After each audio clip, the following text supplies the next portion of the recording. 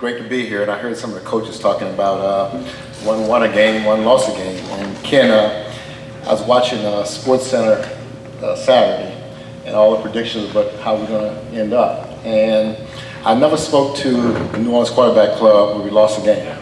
And so I was thinking about that, what am I going to say to these people on Tuesday? But you know, one thing we knew about the chemistry of this team, we had a good chemistry on this team. Coach O changed the culture. We talk about the culture of the football program. It's something that he worked on, making sure we had the right culture going into games. And it's hard to come in as he came as an interim head coach last year's first full year, and this year putting it together, changing what we do, making sure we recruit the right players. Juan, Julie, we know who your son is, and I know you're an LSU letterman, so I can say that. I can't mention her son's name. I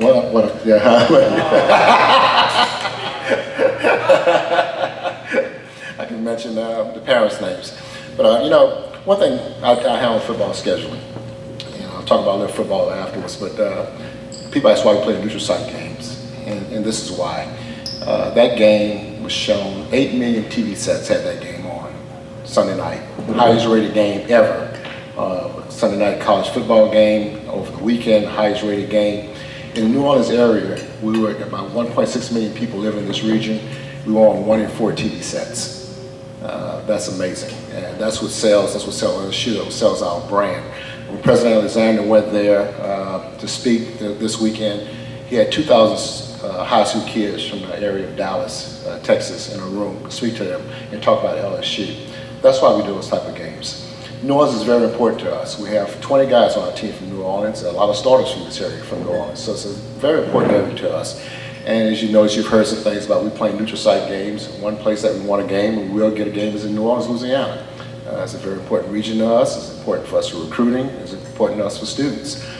We also do a lot of home and home games. So we have University of Texas, we did Clemson, we have UCLA, we have Oklahoma, and Arizona State. So I've done a good mixture of games, giving people what they want. They want home games, Tiger Stadium, but also the neutral site games. And there's reasons we do that. Like I say, it helps our brand. It keeps us on that front page. Those games are very important to us. When you have that many people watching LSU, we couldn't pay for the airtime that we had Sunday night. We couldn't afford that. It would take the whole LSU system's budget to pay how many times you saw LSU, not only Sunday night, but Monday and all this week. You see LSU. We're the talk of the ESPN right now, especially what you did on the field. One thing I think Coach O would talk about, we was talking right now, if he was up here, he'd talk about finishing the game. We did well, but there's some points that we have to work on. There's a lot of work to do. Just because it's Southeastern, you have to treat Southeastern just like you play Alabama. That would make the great coaches and the great programs good. You can't take a week off. Not in this conference, not when we do it in our business. Finishing the game. We had 2 opportunities in the third quarter that we should have scored touchdowns, and we didn't. Did field goals. We have a great kicker, but you got to score 7 when you get on the 4 and 5 yard line of your opponent, especially an opponent like Miami. That comes when you're playing a lot of young players. One thing about it, during the game, I kept asking my guys to say, who are these guys on the field? You have so many freshmen and sophomores on the team. We only have 3 seniors on that team who contribute. So that's a saying that we have a very young football program playing in a difficult situation. First time the lights on in Cowboy Stadium. We did very, very well. The defense is outstanding, as you can see. We have a lot of young players there. We don't know what's going to happen. Kevon Chasson, we haven't decided what his injury is as of yet. They're still looking at that. Will he be able to play or not this weekend? But overall, we beat the number 8 team in the nation. You know, some people say, were they really rated number 8? Well, we don't rate the teams. We don't do the rankings. But we were fortunate enough to come out there with a victory. We beat the number 8 team in the country. We move up in the polls. I haven't seen the polls as of yet where we are. But overall, it was a good weekend. Like I said, Southeastern.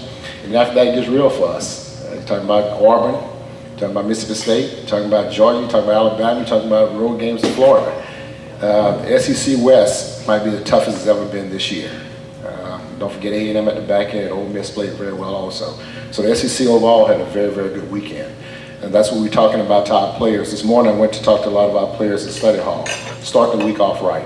You have to. All the little things carry over to the big things and things we need to do to win and be successful in the rest of this football season. Ken, real quick questions? Okay, good. Any questions? Raise your hand if you have a question. We'll get a microphone to you. question there. Who are your seniors? Who are your seniors? Okay, Nick Brossette is one of the seniors who played. He caught me off guard here a little bit. Falco, one of our defensive linemen, is a senior. And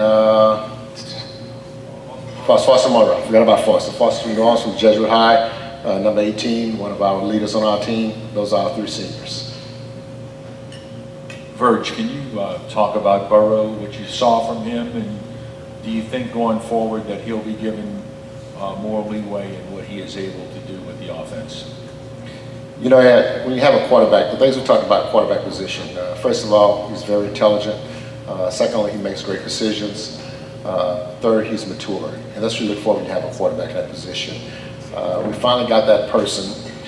You want a person not to get you beat, okay? That person throw interceptions, make bad decisions in the games, to lose the game for you.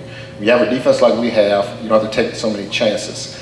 He's in that same mode, and we ask for a guy like a Matt Mock or Matt Flynn, guys who just win games.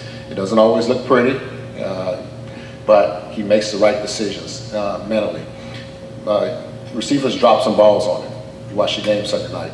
Also, that first pass he threw on that slant, Jefferson ran the wrong route. It was almost intercepted. He runs the right route. He makes that play.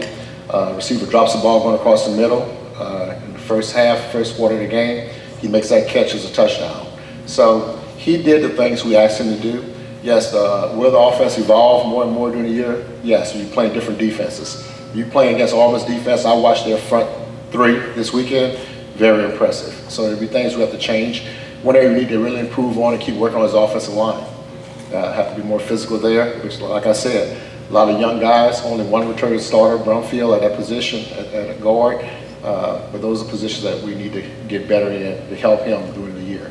But overall, he did what we asked him to do. Hey, Verge, I just want to ask you a question about the new red shirt rule. Now it's they play 4 games. Is that like if they get into a game for like a quarter, does that count as a full game? Or do they just add up the time to equal what 4 games will be? We cleared it up. It's 4 games. So you can play whatever you play. You have 4 games. You play the last game, you play in the bowl game if you want to. So you play a quarter, it counts as 1 game. Okay. So that's the way they cleaned it up. It used to be 3 games, and you have an injury, then they could give you the red shirt if the doctor, write it up that way. But right now, they cleaned that up. You have 4 games. Whatever 4 games you play in, you can red shirt. Anything over that. Technically, Miles Brennan could play in 4 games and still get red shirt. That's what we wanted to do. All right. I think we'll be using 2 quarterbacks this year. But not, you could do that and still save this red shirt. You could. Yeah. Some questions? Verge, about scheduling, since you're the man in charge of that. It's 12 games pretty much going to be the map for the next few years as far as NCAA Division I.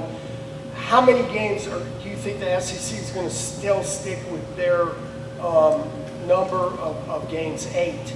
And do you think it's fair where some schools, being the SEC is the number 1 conference in the country, maybe expanding the college playoff to maybe 8 games, if not 16?